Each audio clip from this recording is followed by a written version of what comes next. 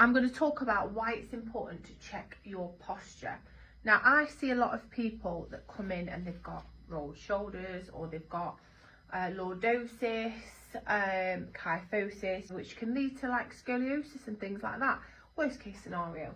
Now, we're going to talk today specifically about the anterior pelvic tilt. So I used to do bodybuilding, believe it or not. And on stage, when we used to do our posing, we used to get taught to push our bottom, push our glutes back. Now that can lead to a big arch in the back, and then that creates a tilt in the pelvis, and that can cause lots and lots of body imbalances, muscle imbalances, skeletal imbalances, etc, etc. Now, when we have got an anterior pelvic tilt, we're going to get a lot of tightness. So especially in the psoas muscle that sits around here, that's going to become very tight. And also, because we're pushing forward with our pelvis, we're going to get tightness in the quad muscle, the outer part of the quad. And then opposingly to that, we're going to get a weakness in the glutes, because although we feel like we're pushing out the glutes, we're not actually engaging or activating them. So that can cause the glutes to become very weak, as well as weakness in the hamstrings. So we're creating that imbalance already between the hamstrings and the quads. We're going to also get a tightness in the erector muscles that sit alongside the spine, because they're being contracted, because we're pushing them out. So exercises that I recommend. Let's go. Anybody that knows me knows that I love a good loaded stretch where you actually resist the stretch. So the first exercise I'm going to do for the psoas, we're going to put our foot on the wall, and then we're going to come up and we're going to lunge, and we're going to lunge against the wall, and that's going to be a really good stretch for your quad as well as the psoas muscle. And the further out that you bring your opposing leg, the more you will start to feel it in that psoas muscle.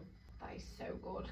Now, this is quite it's quite a difficult one, but it is one of my favourites, and it's great for a quad stretch. So what we're going to do is we're going to come back onto our forearms, and then if you can only come down onto your hands and feel the stretch, then that's absolutely fine. But the further that you go, the more intensified that stretch in your quads is going to be. And again, it's a little bit of a load on the stretch because we are resisting against ourselves with our body weight. So many of you might know the glute bridge. It's a very, very easy, simple exercise to perform. So you literally lay on your back and push the hips up, and then you're going to hold it there, and that's going to strengthen the glutes. It's a really easy, effective exercise, but I'm going to go to the next level of this one. So for this one, I'm going to do the next level. So you can either incorporate weight onto your exercise to do the glute bridge, or you can simply get a chair or a bed or your sofa, anything that's accessible to you. You're going to pop your feet onto something, and then you're just going to glute bridge off of it. So you're going to lift your hips up, and that's going to strengthen your hips so nicely. For this exercise, I'm going to try and keep it super simple, accessible for anybody. So if you've got something at home that you can use, perfect.